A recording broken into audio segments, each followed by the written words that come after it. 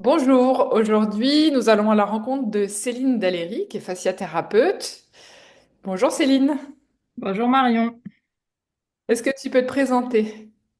Oui, donc je suis Céline Dalléry, je suis fasciathérapeute dans le canton de Genève, sur Tonnet, depuis 2011. Donc j'exerce en fait depuis 2011. Je suis physiothérapeute en fait de base, de formation de base. Et tout de suite derrière, j'ai voulu du coup me former à la fasciathérapie. Euh, et puis, cela fait maintenant peut-être, ça fait 3 ans, bientôt 4, que je suis installée, que j'ai ouvert mon propre cabinet, du coup, à Tonnet toujours. Ok, tu pratiques uniquement la fasciathérapie maintenant?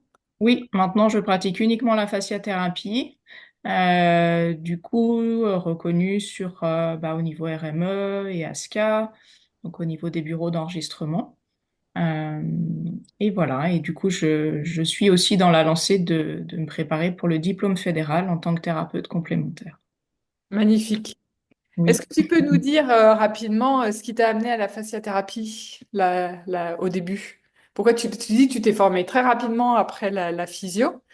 Qu'est-ce qui t'a donné envie de te former à la fascia? En fait, ce qui m'a donné, j'avais comme une croyance à l'intérieur de moi que tout était relié, qu'il y avait toute une unité, un lien entre l'émotionnel et le corps physique. Et j'avais vraiment cette conviction intérieure, déjà au niveau parcours de vie, rencontre de personnes. Et, et en fait, ce qui m'a amené vraiment à être avec la fasciathérapie, parce que j'hésitais entre je vais dire trois approches différentes, Oui. euh, l'ostéopathie ou encore le shiatsu ou la fasciathérapie.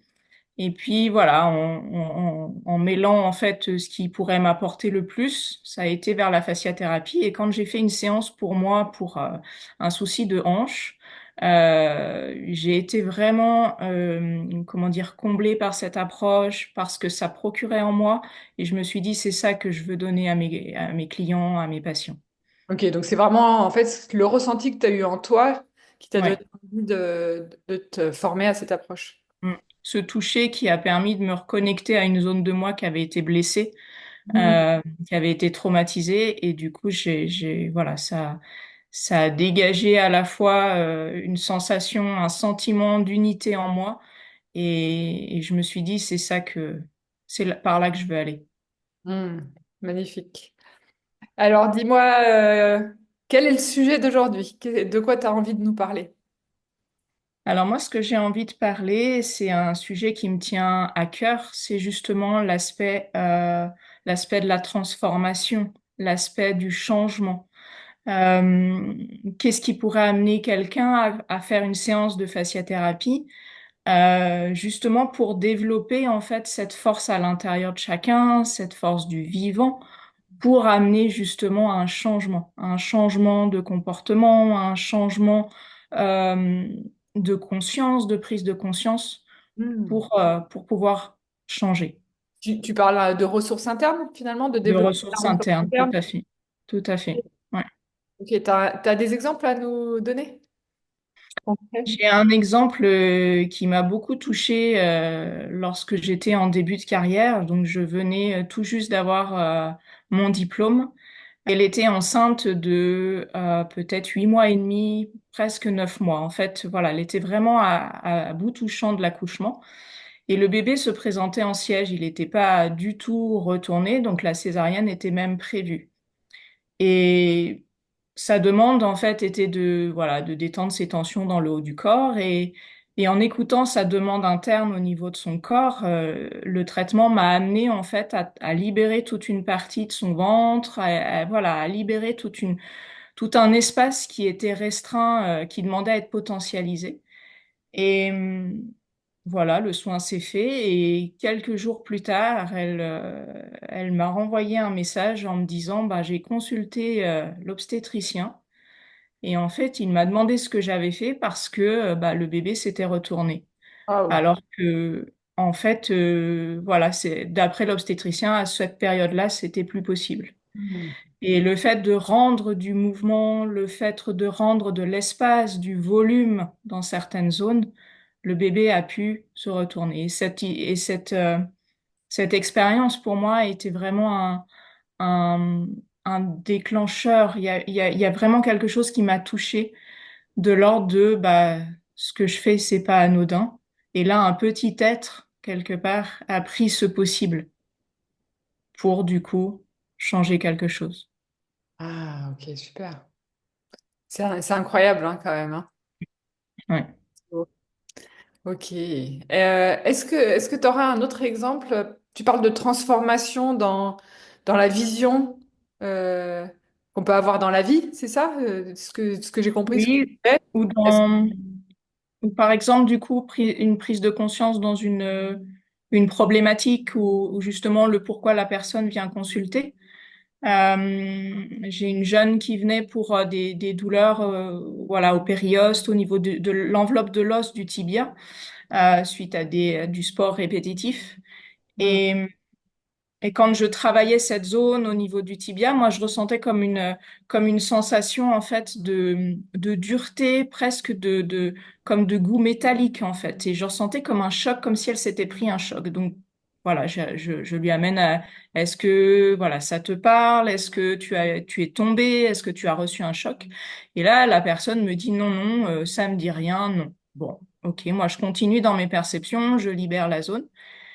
Et à la séance d'après, elle me dit, ah ben ça m'a interpellé votre question parce que en sortant de la séance, ben en fait j'ai eu un souvenir qui est remonté, qui est revenu à ma conscience, et je me suis souvenu qu'effectivement j'ai mon tibia a touché, enfin ma jambe a touché une marche métallique, un escalier métallique en fer, et en fait cet événement avait été occulté de sa conscience, avait été comme rendu inconscient, du coup imperçu, voilà, et du coup ça avait figé quelque chose dans son corps, dans cette région-là.